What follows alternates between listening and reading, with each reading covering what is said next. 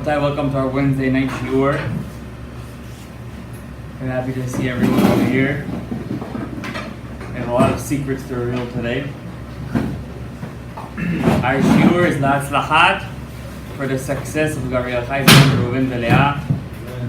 Hashem bless him, lakim bait down Israel. And of course, kol ravakim, all the single people, may Hashem send them a lot of hatzlacha, a lot of bracha, and they find their true bashert. They're using French words there. It's tu ba'avson.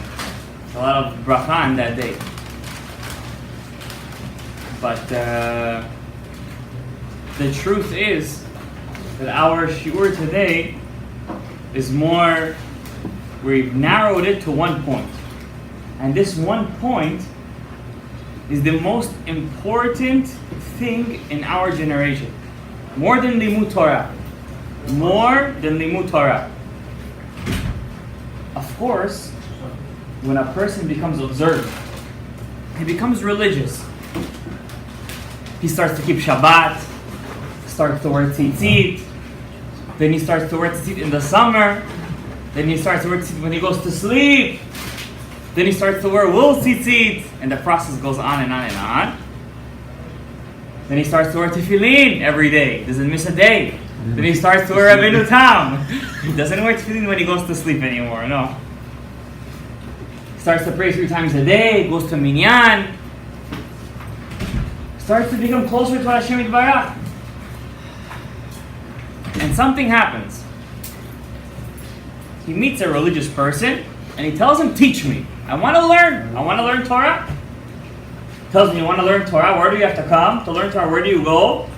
Yeshiva. If you don't go to yeshiva, how are you going to learn? Are you going to pray all day?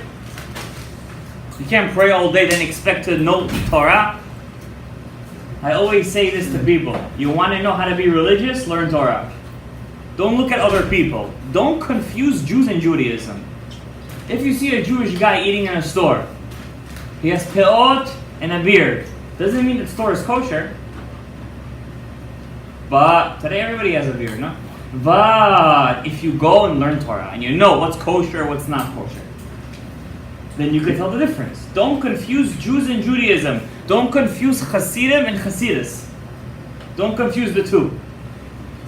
Don't confuse Torah and people who are Torah observant. 2 different things. Sometimes religious people give a bad name to Torah. It's not their fault. We're all born with a Yetzer Hara. He has 13 years over the Yetzer Hatov. 13 years. You know what kind of jump start he has? It's amazing. He knows everything. He has all the experiences. So what do? You start learning Torah. The Gemara says in Masechet Ta'anit, person learns Torah.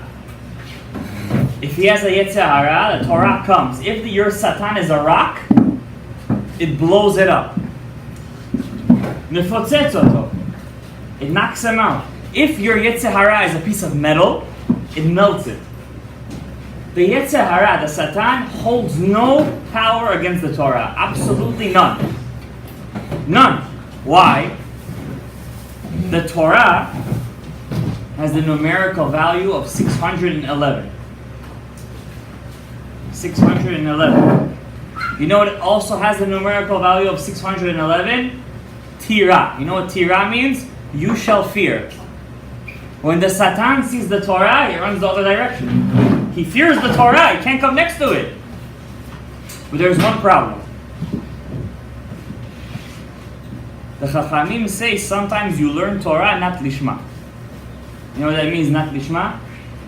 You learn Torah and you use Torah for your own benefit. You use Torah to put other people down. You use Torah to make yourself on a higher status. You use Torah to give yourself respect, to gain respect. Yes, the Satan is afraid of the Torah, but you're not afraid of the Torah. The Gemara in Masechet Kiddushin says, "Mitoch shelo lishma, ba lishma." Learn Torah even though you want kavod. Learn. Eventually, the Torah will make you what? Better. Our generation, it doesn't apply anymore. Many people have learned Torah shelo lishma and they've stayed till the last day of their life Shelo lishma. And today I'm going to reveal you a secret. Usually the Kabbalah class is on Thursday night. Today we're going to give you a little preview. Why? Tomorrow there will be no class. So I'm going to tell you an excerpt from the book Olat Tamid. The book Olat Tamid was written by Rav Chaim Vital. It's the last book that was found by the student of the Ari HaKadosh. The last book that was found. It's also considered of the highest importance. Anything that's written in that book, all Kabbalists follow it. And he writes like this. Listen to me very carefully, Rabbatai. Listen to me very carefully. This is the secret to our generation. Rav Chaim Vital writes like this. True, the Torah is tremendous. You learn Torah, you're able to take out so many holy sparks in 1 hour. It's unbelievable. Unbelievable. The Torah that you learn has so much power. It could make a person who's not religious into religious by listening to a lecture. But he said, the generation before Mashiach, this is his words, Rav Chaim Vital in the book Olat Tamid, will have a test that will not be Torah. It will be TEFILA. It will be prayer. Rav Chaim Vital writes in Olat Tamid, there will be no generation like the last generation. The last generation will have so many people learning Torah that no time, even from the time of the Tanaim, the writers of the Mishnah have experienced such a thing. Just the Mir Yeshiva itself has thousands of learners. Thousands of learners! You go to Brooklyn today, how many people learn Torah a day over there? Ben Porat Yosef, Ben Porat Le'ayin. Thousands! You go upstate, thousands of learners! They say Rabbi Akiva had 24,000 students. I met once a rabbi who had over 30,000 students. From Mexico. I was a kid back then. And I remember this one thing. I said he had more students than Rabbi Akiva. You go to Israel today, tens of thousands learning Torah just in Yerushalayim. How come Mashiach is not here yet? Where is he? So many birurei nitzotzot the rabbis are always talking about. You got to take out the holy sparks. You got to take out the holy sparks. Holy sparks, holy sparks. How many holy sparks are there?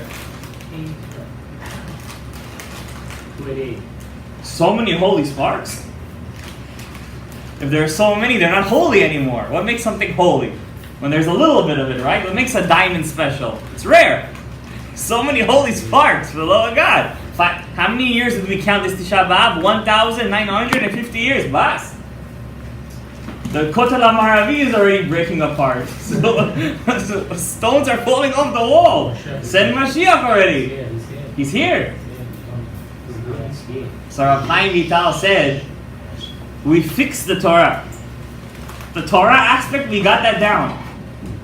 There's so much Torah that every Jew has another opinion, and every opinion is correct.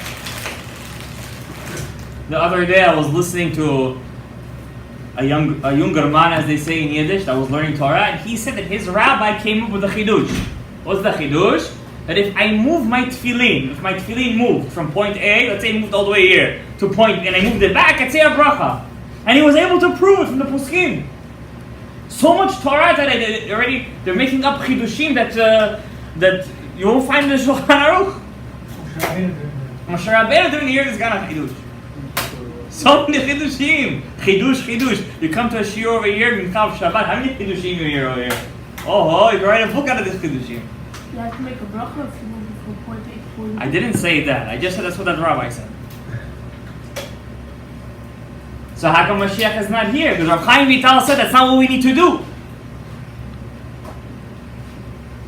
In the time of the Gra, the Gaon Mevilna, at the age of 11, was able to finish 2 Masechtot in one night.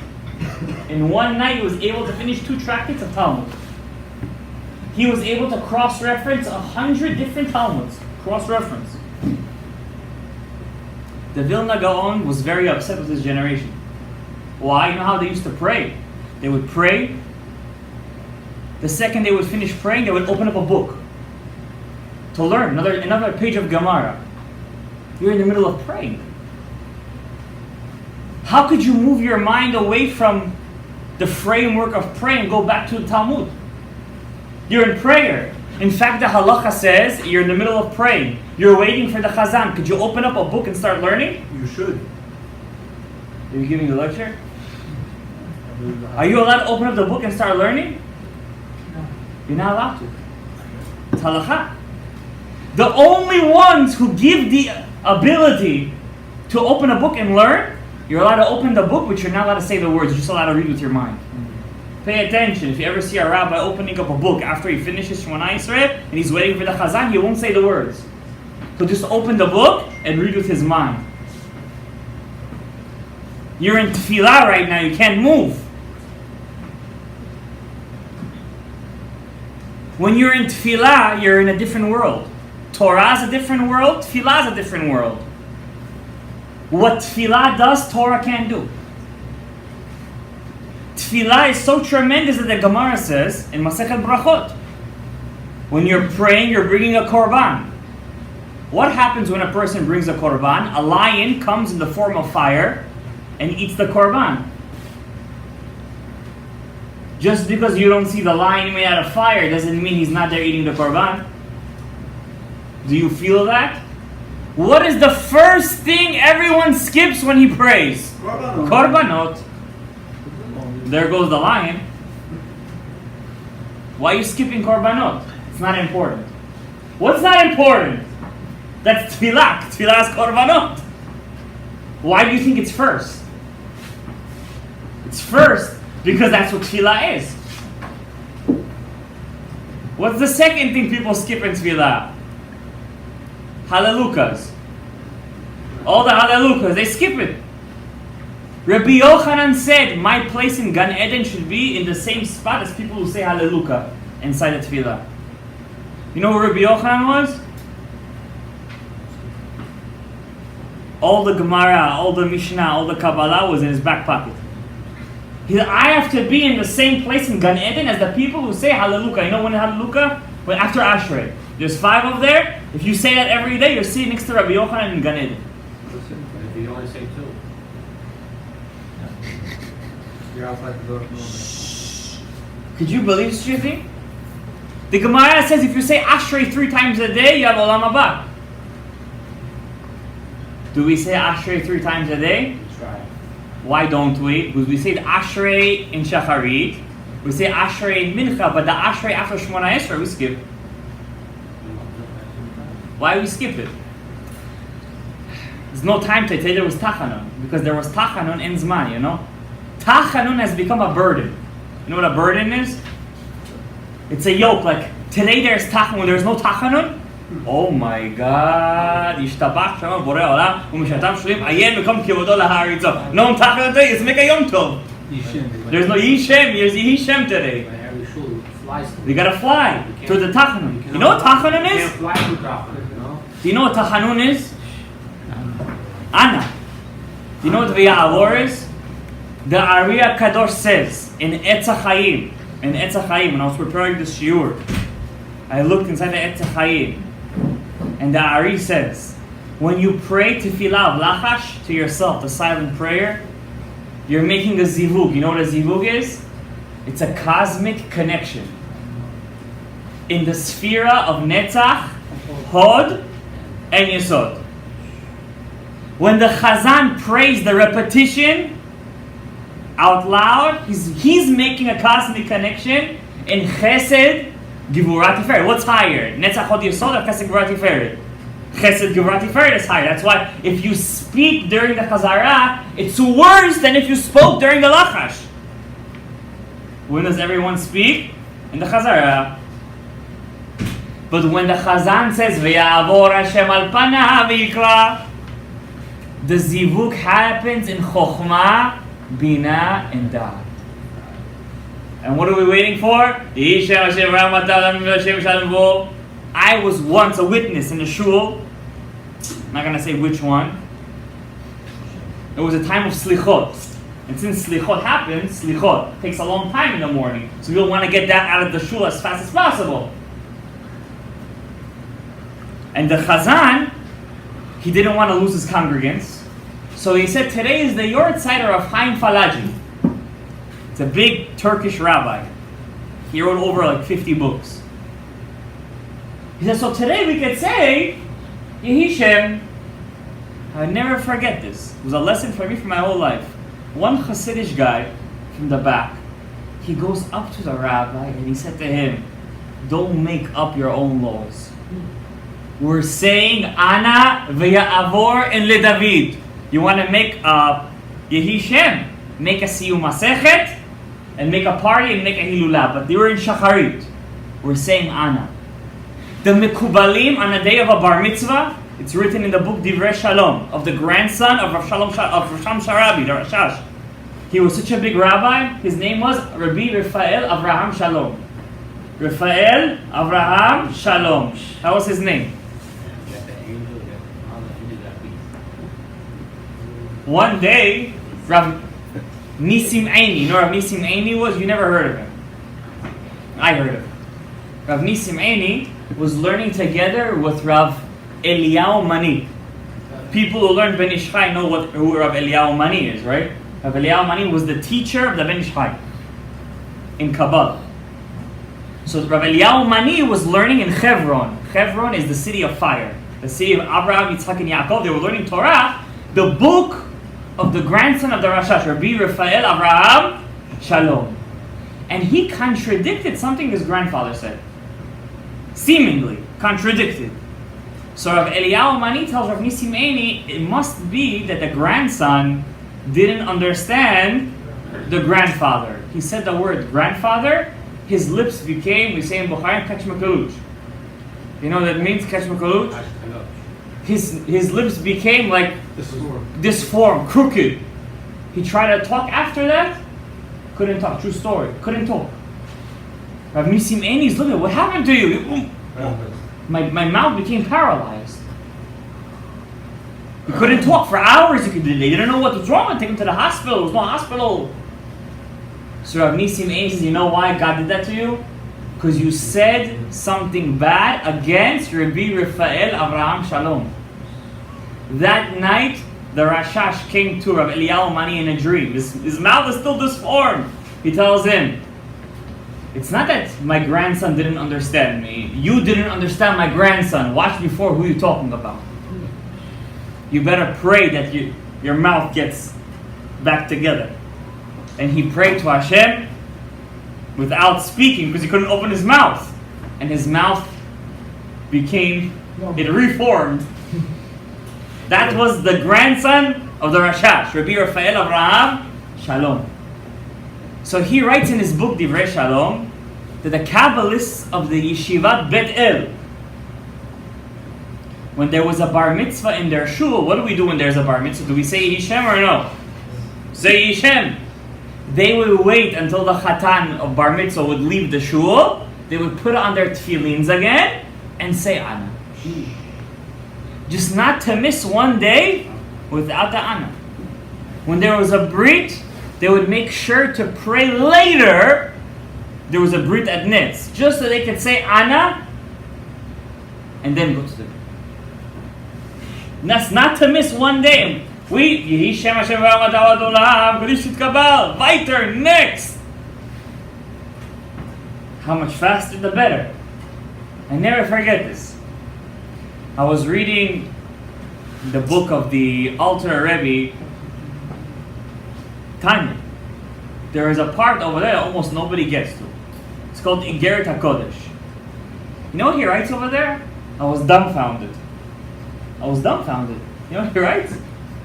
He says, if I had the chance, I would send spies to every shul. And the shuls that cut prayer, like do everything, yalla yalla, I would find them. I would make them pay extra taxes. And if they do that on Shabbat, double. You go to work on Shabbat? How come you want to get out of shul on Shabbat really early? You're so used to doing it during the week, you can't handle being in a shul on Shabbat more than 2-3 hours. Can't handle it. Why? You're not used to it anymore. Or during the week, one shul pays an hour and a half. Oh, it's too much. They go to the Shtiblach down the lane over there. They pray 30 minutes. 30 minutes. With the Torah. You know what that is? 30 minutes prayer. He's like a pach. He's out. So you come to shul, 3 hours.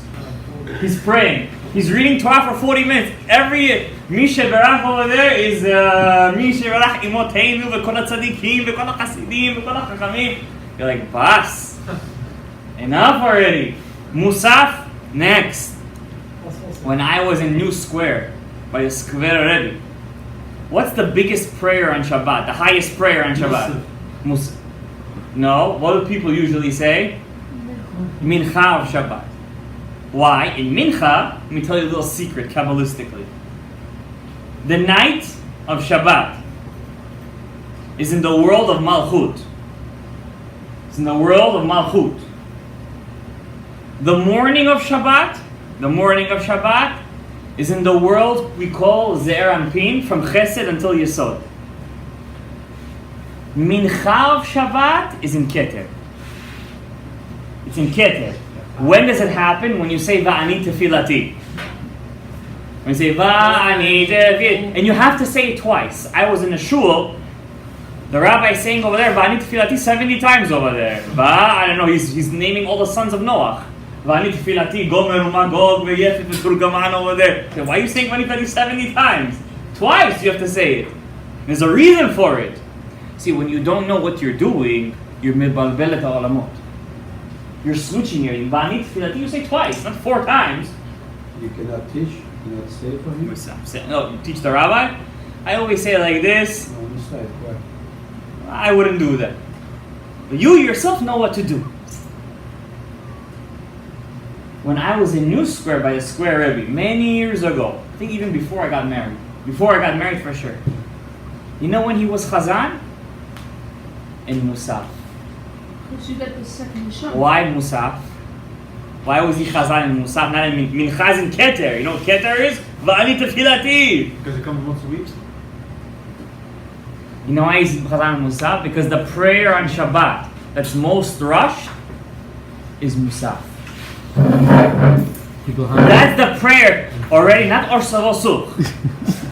R.Shalom already became Oshi Sholeh, Oshi, I don't know. He's right now. It's dried out already. So you know how he prays Musaf? Word by word by word by word. I was young back then. I was already getting, I needed CPR over there. Like, how long does this guy pray Musaf for? Only later on did I appreciate it. Because that's how you're supposed to pray Musaf. Word by word by word. Because Musaf, that's when the zivug happens. That's when the connection happens. I'll tell you a secret about it. Secret about tefillah that you never heard before. 3 times a year, you're allowed to ask your wishes in the middle of Musaf. One is that. Right. When you say Keter in Rosh Hashanah 2 days. And when you say Keter Yitenu Lecha in Yom Kippur. You're allowed to ask for 3 wishes. One of the 3. Lots of money. Harbe, Parnasa, Tova, Shefa, Rav, Ad Lidai. Number 2, Ruach HaKodesh. Divine inspiration. And number 3, you could ask for good kids. I only met one person in my life that ever asked for Ruach HaKodesh. Some people ask for a lot of money. Most people ask for good kids. Why? Because at the end of the day, good kids is the most important thing. Do you know that the pipe that's open on Yom Kippur is open for 5 seconds every Shabbat? When you say Shema Yisrael Hashem Elokeinu Hashem Echad in the middle of Keter, in the Chazara, it's open for a couple of seconds. It's open. You know what kind of pipe that is? When you say Shema Yisrael Hashem Elokeinu Hashem Echad, that moment, there's not a cosmic connection. It's a cosmic atomic bomb. Shabbat, during Musaf. Just the Shabbat. Yes, on Shabbat. On Shabbat! And what do we wait for? How fast is the Chazan Why is he singing Keter this week? Fast, no! Like your food is running away. Your food is not running away. The same place that it was last week, that's the same place it's going to go this week. Why are you in a rush? Because you've trained yourself to pray fast. That's why your prayers are not getting answered. That's why they're not getting answered, because you're praying fast. Everyone's different, but you have to pray slowly. Why? TEFILA is the sod, the secret of our generation. Without TEFILA in our generation, there is no beauty. Torah is finished. I'm going to tell you a story. This story is written in the Etz HaChaim, the Pirush of the Beit Lechem Yehuda, Rabbi Yehuda Fetayeh. His Yortzeit is coming up. We're planning something big, Bli Nede. Not in the shul. Something big. You want to go to That's in Israel, John. I'm down. Rabbi Yehuda Fetayeh was a big Kabbalist. Very. He once had a dream. He fell asleep after TIKUN Chatzot, Lamentations of the night. He fell asleep and he saw himself going with the divine presence inside the Klippa. You know what the Klippa is? The unpure forces. And in his dream, this is a true story. It's not something you heard from some WhatsApp group. In his dream, he sees himself going inside the impure forces, and he checks how many souls are left before Mashiach comes. How many souls do we have? Because Mashiach will not come until all the souls, all the holy sparks. What are souls? They're holy sparks. Until the holy sparks leave the Samech Mem. Till then, Mashiach will not come. It means the more kids you have, the faster you bring Mashiach. The less kids you have, birth control, shmosh control, all this kind of shtuyot, you're telling, you know what you're telling Mashiach? Bud Zdaro. It's a Gemara, it's not even Kabbalah, it's a Gemara, Masechet Yevamot. And the Gemara says, and Rabbi Yehuda, I saw how many souls are left. And I saw 50 bags. 50 bags. You know the cacao rice Bukharians like to buy? If you take out all the rice, you're never going to really take out all the rice. Why? Because sometimes a kernel gets stuck like in the sack. He said in his dream, he saw this. I checked all 50 bags. They were all empty. The only pieces that were left are those kernels, those sparks that are left, that are stuck in the deep crevices of the sack. And he said, I understood how come Mashiach is not coming. Because the job is done. We did all we had to do. We learned Torah. We did mitzvot. Any mitzvah you could think of, you could find today. There's only one thing we haven't fixed yet. That's the hardest one, and that's the one that takes out the biggest souls. We didn't fix the aspect of tefillah yet. No. That's what he writes. When we're going to be able to overcome that, Mashiach will come.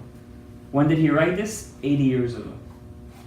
We're very close, Rabotai. The world is moving in a very fast pace.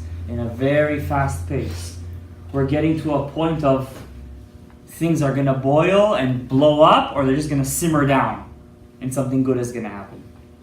But if we don't take this aspect of tefillah seriously, nothing will ever come true.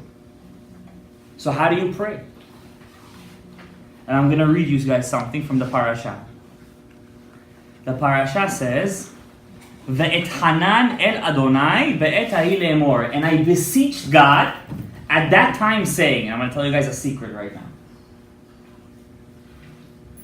What's the secret? What does that mean? Moses said, I beseeched God at that time. What time? The Mefarshim say it's a midrash. That Moses prayed, Moshe prayed 515 prayers. First question. Did God know that he's not bringing Moshe Rabbeinu inside the land? Did he know or did he not know? He knew very well. Why? What did God tell him at the end? Ravlach, one more prayer, you're out. Stop praying. I don't want you to pray anymore. So why make him pray in the first place? That's kind of, I don't want to say the words, Hashem, it's kind of achzar. What's achzar? The Mefar, it's kind of like, you don't care about him? You know you're not bringing him inside Israel at the end. Why'd you make him pray 515 prayers? And you're like, okay, what's the big deal? I pray 515 prayers in a month. The Mefarshim say every prayer was a different prayer. He tried to hit that wall in all different angles. There was not even one word that was the same in each prayer. He used 515 different names of God. He said, maybe this name is not working. God is closing the door. I'm going to use a different name. This name is not working. I'm going to use a different name. This word is not working. I'm going to use 515 different names of Hashem used. I mean, we know 72 names. 515. How did he know that? And God didn't answer. Well, how come God made him pray so much? First question. Second question. What does it mean? I pray to God then. What does then mean? That time. What is that time? But you only prayed one time? You prayed 515 times. That time that he thought that was the right time. When was that right time? When was that moment where he thought that God would finally answer him? I'm going to tell you a secret, Rabbi said. It didn't work for Moshe, but if Moses thought that it would work for him, you better believe it's going to work for me and you. You better believe it. You see, when God said to Moses after he hit the rock, to Moshe, you're not going inside of Israel, you know what he basically made? He made a neder. He made a neder. He made a vow. I'm not bringing you inside Israel. Yes. After Moses sent Pinchas to fight the women, the tribe of Midian, Moses thought that God annulled his vow. All the time that God had a vow, there was no point of praying. Why? You made a vow, you have to keep your vow. But why did he make that vow? Because Moses hit the rock. Moses did a chilul Hashem. He desecrated God's name. What's a chilul Hashem, Rabotai? I'm going to tell you a chidush. You think chilul Hashem is when you go in the street and you're wearing a kippah and you're acting like a goy? You think chilul Hashem is when a person knows that you're Jewish and you're acting like a goy and you're using foul language and you're doing averot, and God forbid people catch you with a kippah in a place that you're not supposed to be? You're right, that's a chilul Hashem. Do you know a chilul Hashem is also in your private room and you think that nobody is watching you and you do something you're not supposed to do? That's also a chilul Hashem. Why? When God made man, it said he blew into him a breath of life. If I take a balloon and I breathe into it and I close the balloon, from where did that air come from? From me. When God blew into man, a piece of God, as if, went inside of every single one of us. So when you're in a room and you think no one's watching you, that's the greatest desecration of God. You're desecrating that breath of life that God put inside man. How was that for Chilul Hashem? Moshe Rabbeinu thought that his problem of not going inside Israel, he made a Chilul Hashem. He hit the rock, right? But then he made a Kiddush Hashem. What was the Kiddush Hashem? He revenged God's name against Midian. So Moses said, now that the neder is annulled, I could pray to God. And he prayed how many prayers? 515 prayers. But he didn't know that God did not annul his vow. And he didn't let Moshe go inside Israel. What is that a lesson to us? Until each one of us over here do not annul our vows and fix our mouth, the Ari says, for every curse that you say, for every curse, Shah Ruach HaKodesh. In 47th Street, it's $5 a curse, by the way. Right. But in Shah Ruach HaKodesh of the Ari HaKadosh, for every curse that you say is 22 fasts. Now come? Yeah. Yeah. 20. If you curse your, God forbid, your children, it's double the price. It's 44 fasts. We need 5 gilgulim for this. 5 gilgulim is not enough. You need Just 15. You need 15 gilgulim. Just fasting, yeah. 22 fasts for every curse. Why? How many letters are there in the alphabet? How many aleph bet are there? 22. For every aleph bet, you have to make a fast. Side point, for disrespecting your parents is how many fasts? The Ari says in Sharuch HaKodesh, 45 fasts for every time you disrespect them. You guys hear what I just said? You were right in the back over there? For every time you disrespect your parents, the Ari says you have to fast 45 fasts. 45! Do you know what that is? How many times we... You just did it right now. It's like 2 days ago. You did one. What does that mean? Every time you do that, you don't realize you're close. Well, you go to the rabbi, say, Rabbi, pray for me. Pray for yourself. Stop messing up. Everybody thinks Zer Lavatala. I don't like talking about it, but it's such a averah. It's the worst. 84 fasts. Kibud Avayim is not far behind. It's 45. 2 Kibud Avayim is basically that. Kas is 150 fasts. The Ari says. Anger is 150 fasts. But the Ben Ish Chai says we have an easy way of getting out of that one. You have to dip in the mikveh 150 times. So if you see somebody in the mikveh for a long time, you know why he's there. Every kas is 150 fasts. But what kind of kas is Ari talking about? If you broke something or you ripped something while you got angry. That's a major kas. Or you hit somebody. And if a person, chas v'shalom, you know those parades that they do? The parade. I don't want to get into it. Every parade guy over there for every time. Love each other? Yeah, I don't want to get into that. It's the rainbow in the... Yeah, the rainbow. You know when Hashem said the rainbow? It's 233 fasts. It's not even worth it. You got to tell them this. They're going to stop. It's not worth it. It's not worth it. Why is Hashem Not keeping Shabbat, by the way, not keeping Shabbat is 301 fasts. For every Chilul Shabbat. Why is Hashem not do that? Let's not get into that right now. No, you. Everyone has a TIKUN, by the way. They have to fight against this, just like we have to fight against our problems. You have no. 301 fasts for every Chilul Shabbat. Why 301? Ish. Lo tevaru ish. What's ish? 301. Anybody did it? I'm pretty sure they did. Who knows what they did? Who knows? There are people out there, you don't know what they do. But let's go back to TEFILA. If you fix it yourself after many years, Yeah. it's really good. It's helping? Of course it helps. It's not counting, but you have to If you- still oh. follow it. Rabotai, I'm going to tell you a secret. But first I'm going to tell you the secret. I got to finish the whole thing with the native. Before you pray to Hashem, you should know one thing. The reason why your prayers aren't answered, because you ruined your mouth. Your mouth is dirty. How is it dirty? You made naders.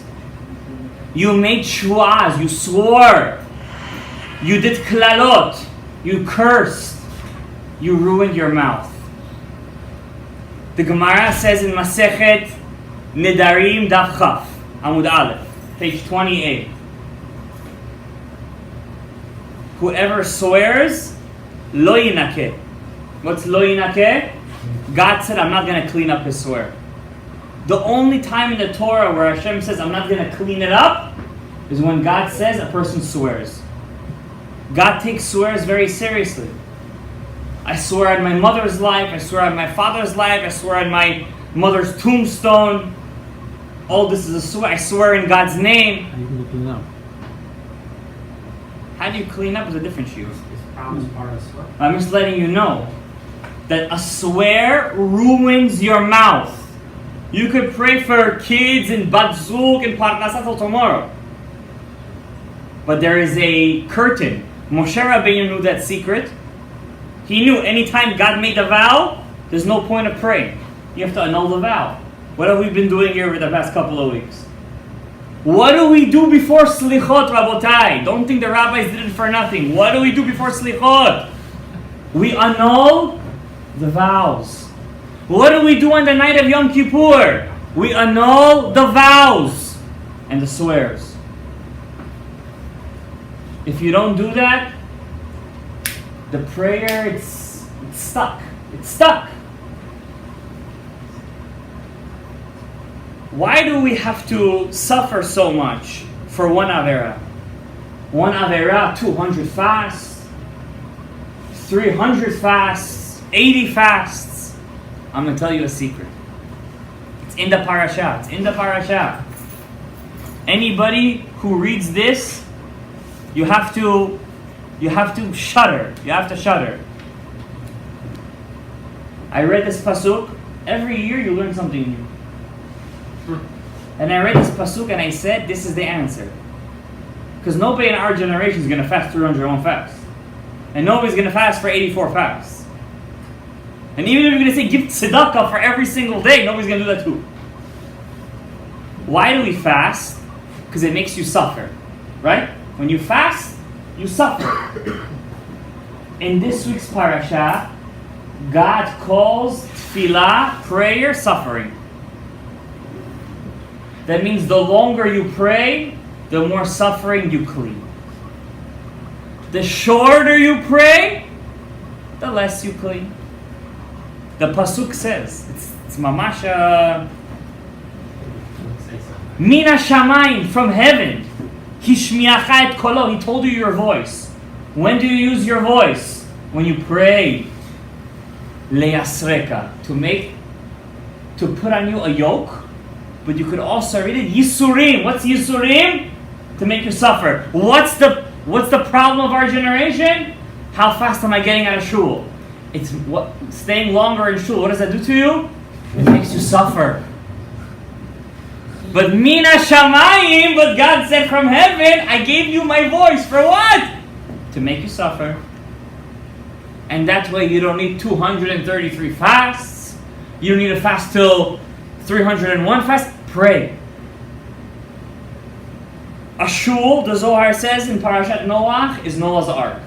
Anybody who wants to leave the Ark, welcome to the flood. Stay in the Ark, you're saved from the flood. How do we know that the Ark of Noach is prayer? It's a shul.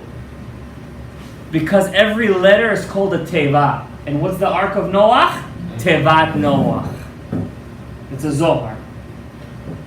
You want to stay in Noah's Ark? Be my guest. You want to leave? Leave at your own accord. Thank you. You're inside Noach's teva. Noach was the yesod. You're fixing your yesod. When you leave tevat Noach, what are you doing? You're ruining your yesod. What happened to the Mabul? Why did the Mabul happen? Why did the flood happen? All the shtuyot. You gotta let that go. I'm going to tell you one small story. Then I'm going to tell you another chidush. It's not my chidush. It's the Ari HaKadosh's chidush, and we're going to call it a night. The Torah says, the Gemara says, in Masechet, I'm not sure, I think it's Chayiga. Listen to this beautiful story. The Gemara says, Rav Huna, you know who Rav Huna was? One time his tefillin, how you say that, the strap, it switched from the dark side to the white side. And he fasted for 40 days because of that. Wow. That was Rav Huna. One time he got upset for his student, he got upset at him, Rav Chizda. He fasted for 40 days because he got upset. That's Rav Huna.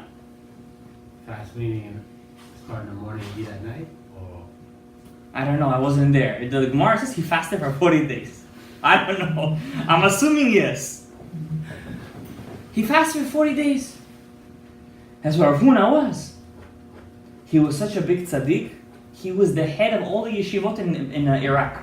Head of all the yeshivot. He's an Amorah. You know what Amorah is? Half of the Gemara is who? Rav Huna.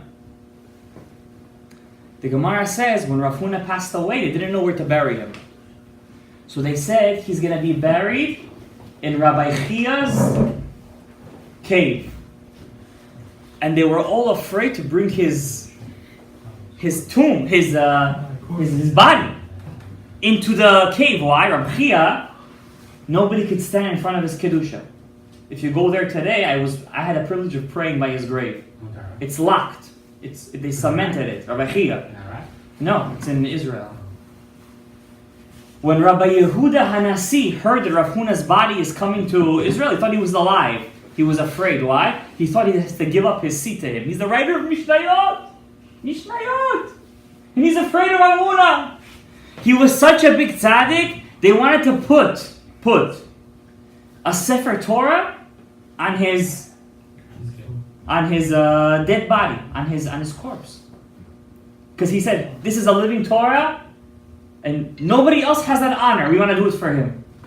Until Rav Chisda said, don't do it. Why? Because he didn't allow it for other people, you shouldn't allow it for him. One time Rav Huna, he was very rich. And he had 300 barrels of wine. You know what 300 barrels of wine is? Barrels, guys. I think in Russian they say это sirozna vish.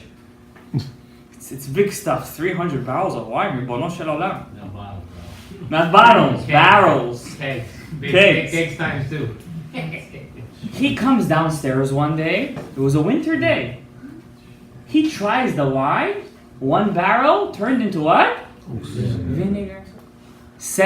One barrel, Beseder. Out of 300. Say. Second barrel, vinegar. Third barrel, vinegar. 20th barrel, vinegar. Now his heart is starting to shake because this is parnasa over here. All 300 barrels turned into vinegar. You know what kind of loss of money that is? It's not like today people give out wine for free, bottles of wine for free. This is major parnasa issues. Who do you think he goes to ask for advice? If it was us, who would we go to? The winemaker. Why? He's a specialist. He knows how to make. He can learn from his mistakes. Rav Huna knows when something happens bad, it's not because of the temperature. It wasn't room temperature. It wasn't this and that. You go to the rabbis. They told the rabbis, how come my wine turned into vinegar? Those rabbis could answer such a question. Rabbis today, don't come to me, that's for sure. I'm not going to answer your question. They said to him, well, God doesn't punish anybody without sin. And he turned red, the Gemara says. Why did he turn red? He told them, you're telling me that I sinned? If it was you, you'd be like, oh, were you egotistical? Of course you sinned. No, he wasn't egotistical. He knew for a fact he didn't sin. So they said to him, well, God, he said to them, you expect me that I sin? You suspect me? So they said back to him, do you suspect of God punishing you for no reason? And he had the shock of his life. They were right. God doesn't punish a person without sin, without an avera. So he said back to him, okay, tell me, what was my sin? And they said to him, one rabbi gets up and he says like this, you have a sharecropper. You know what a sharecropper is? A guy who works the field for you, he takes percentage. You didn't pay him this year. So he looks at them back with a quizzing look. And he says, I didn't pay him. My sharecropper is a Ganav ben Ganav. You know what a Ganav ben Ganav is? He's a robber, he's a thief, the son of a thief. Not only did he take his payment, he took a bonus. This guy has been stealing from me right and left. I have to pay him? So they looked at him and he's like, 2 wrongs don't make a right. You have to pay him what you owe him. The fact that he stole from you, you got to take him to court. But you can't steal from him back. He was a big rabbi. He took the rebuke. I'm not so sure how many other people will take the rebuke. He said, you guys are right. And he paid the sharecroppers, and the Gemara says 2 versions. Either all the vinegar turned back into wine. That was the first one. Second thing the Gemara says, that the price of vinegar rose to the price of wine. I think the second one is a bigger miracle. Why? The Torah says, this is the pasuk that the Sadeh HaKadosh, one of the biggest Kabbalists, he was born on the 14th of Cheshvan. The Torah says, Ata horeta ladad, you should know one thing. Ki Hashem hu Elokim, God is Elokim. There is no judgment, there is no kindness. God is one. En od milvado. There's only one God in the world, there's nothing else but God. If you go into a person to figure out your problems, then you don't believe in God. Who do you turn to when you have a problem? You turn to Hashem.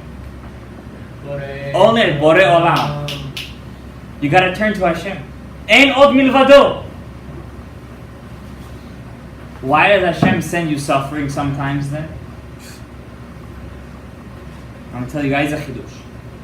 It's on my chidush, the Ari HaKadosh, and it was worth it to come to the shiur just to hear this part. Whoever left before missing this part, they lost it. What does that mean? Ein od milvado is nothing but Hashem. A person is brought to this world. I'm sorry. Give you a Gemara. The Gemara says a person has to walk in this world. You have to walk inside this world, and you have to have one thought in mind all day and all night. The Gemara says something else. You have to think in your mind, Rabbi Abraham, that the whole world was created for you. That's it. The world is created for me. God made airplanes for me. This table for me. The buffet of food for me. Everything is for me. There's a problem one. That was a problem. I think that's a bit egotistical. Doesn't the Torah say that you have to be humble? See, sometimes we read Gemarot and we don't know what we're reading. We don't know what we're reading. The Gemara, the Ari HaKadosh explains it. And he says as such. Hashem, HaKadosh Baruch Hu, created this world and he left it unfinished. Tornosrophos Harasha, who destroyed the Beit HaMikdash, asked Rabbi Akiva, who's the greater creator, man or God? He was expecting that he would say, God. Rabbi Akiva looked him straight in the eye. He didn't blink. And he said, man. Tornosrophos looked and says, what are you talking? God is second to man? And he says, I'll prove it to you. God created man with a foreskin.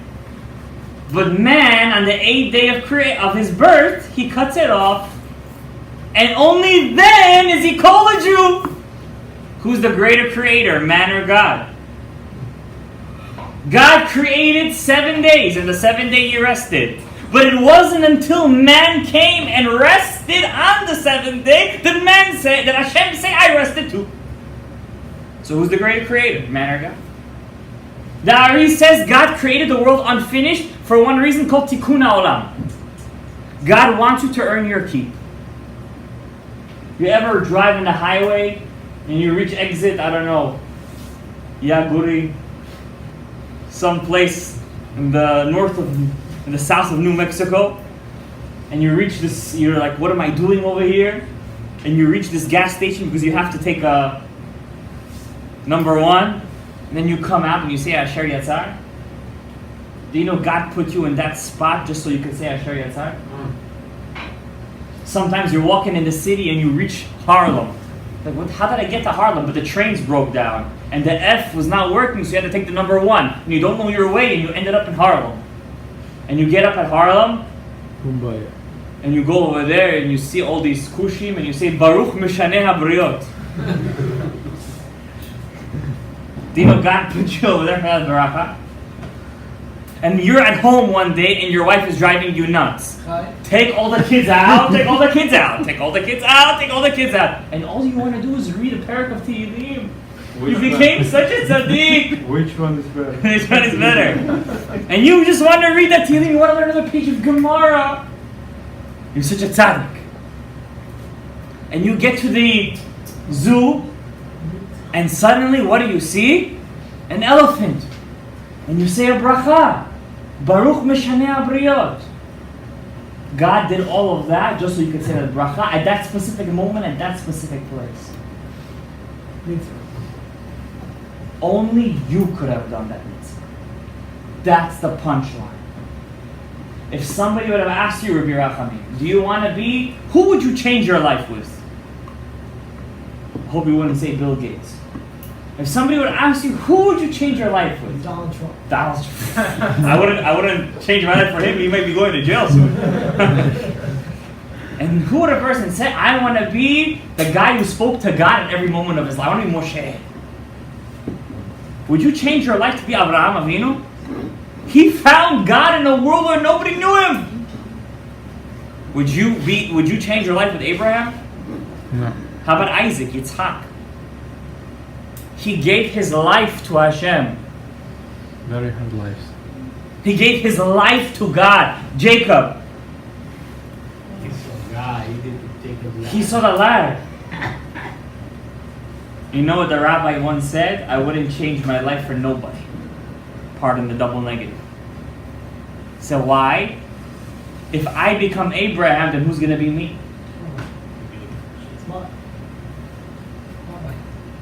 Only you could do the job that you do. I'm going through all that suffering, you know why? Because only you could handle it. And every single second that you handle it, you're fixing the nitzotzot. Those holy sparks. Suddenly you find yourself you're working in some place upstate, and you got stuck at a local gas station with all the Hicks. And everyone over there hates Jews. They're all German. And you come out of that car, With a shotgun.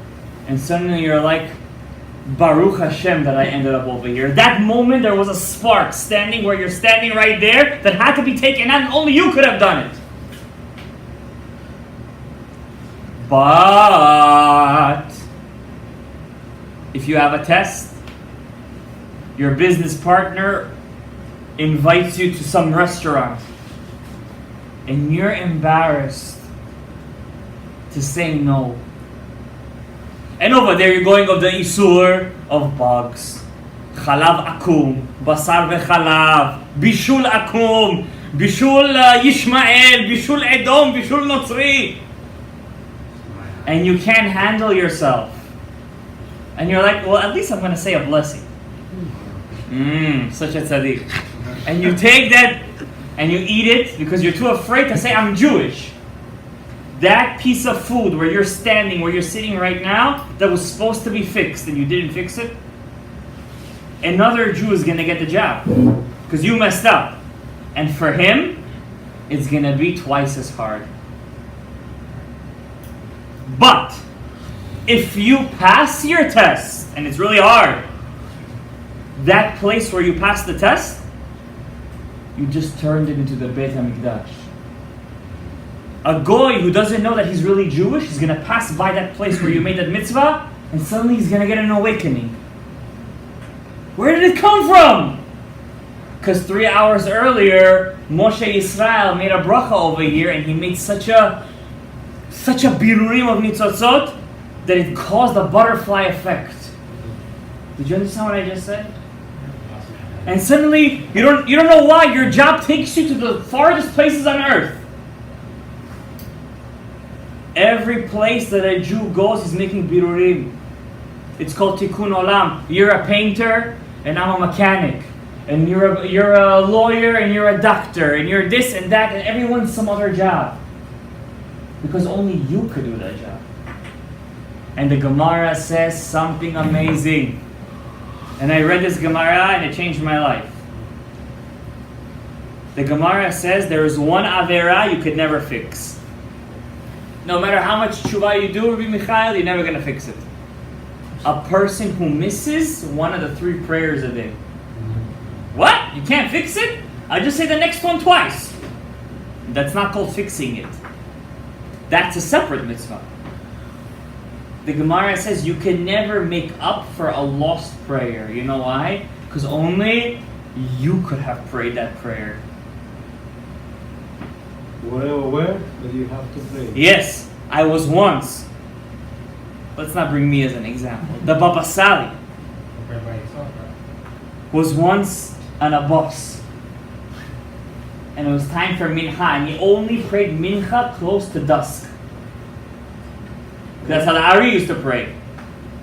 And it was getting dusk, and the bus didn't stop. And he told the bus driver, "Could you stop for me?" He wasn't afraid. When you do a mitzvah, don't be afraid ever. Don't ever be afraid. Because to the bus driver, "Could you please stop the bus? I want to stop for 5 minutes and pray." They were like, "What else you want to do? You want maybe a platter of sushi and a bottle of arak? Stop the bus." The Baba Sali said, "No problem. You don't want to stop the bus? I'm going to do what I got to do." He goes back to his seat. 5 minutes later, flat tire. Baba Sali said you could have listened the right way, you could have listened the wrong way. Some people only learn the hard way. He got up, got off the bus, he prayed, and trust me, his prayer was pretty long. After he finished praying, Baba Sali used to go back home. He was an Arab driver.